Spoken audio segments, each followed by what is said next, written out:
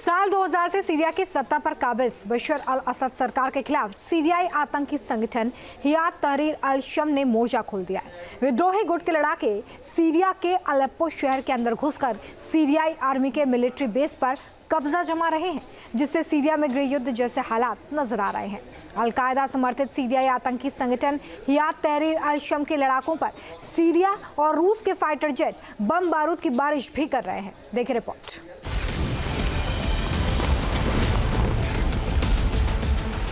Syria की धरती पर बारूद बरस रहा है।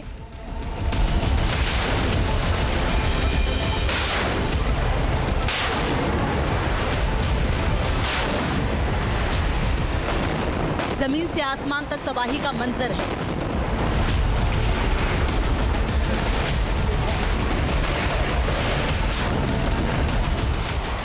सीरिया और रूस के फाइटर जेट अलेप्पो के पश्चिमी इलाके अतारिब शहर में आतंकवादी ठिकानों पर बम बरसा रहे हैं।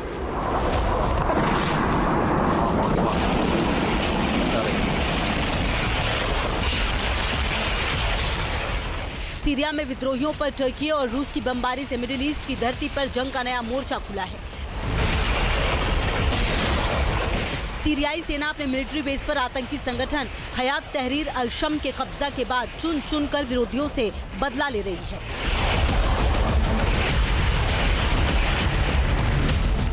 इस लड़ाई में एक और सीरियाई राष्ट्रपति असद की सेना है, जिन्हें रूस का समर्थन हासिल है, तो दूसरी तरफ विद्रोहियों को टर्की शह दे रहा है। देखिए कैसे रात के अंधेरे में एयर स्ट्राइक के जरिए रॉकेट और मिसाइल की बारिश हो रही है। बम बारूद की बरसात से सीरिया के उत्तर पूर्व का इलाका धुआं-धुआं नजर आ रहा है। सीरिया में हिंसा का नया दौर शुरू हो गया है। टर्की के रक्षा मंत्रालय ने कहा कि सीरियाई विद्रोहियों ने अलेप्पो को निशाना बनाकर ताजा हमले शुरू कर दिए हैं। हालांकि उनका प्रभाव सीमित है।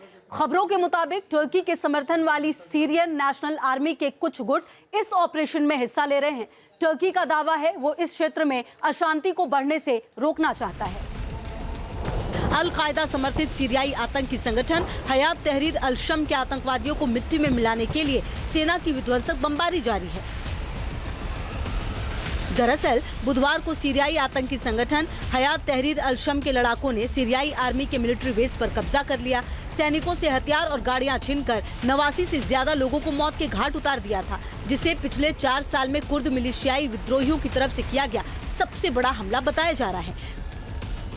अल-कायदा समर्थित सीरियाई आतंकी संगठन हयात तहरीर अल शम के आतंकवादियों को मिट्टी में मिलाने के लिए सेना की विध्वंसक बमबारी जारी है। दरअसल बीते बुधवार को सीरियाई आतंकी संगठन हयात तहरीर अल शम के लड़ाकों ने सीरियाई आर्मी के मिलिट्री बेस पर कब्जा कर लिया। गाड़ियों और बाइक के काफिले के साथ हयात तहरीर अल शम के आतंकी सीरिया अलेप्पो शहर में 9 किलोमीटर तक घुस गए। सेना के हथियार और गाड़ियों पर कब्जा कर रहे हैं। विद्रोही गुट ने सीरिया के 46 मिलिट्री बेस पर कब्जे का दावा किया है। हयात तहरीर अल शम के हमले के बाद टर्की बौखलाया हुआ है। टर्की के साथ सुपर पावर अमेरिका और इजरायल को इस बात का डर सताने लगा है कि सीरिया में अल-कायदा के खूंखार आतंकवादी फिर हावी होने की कोशिश कर रहे हैं।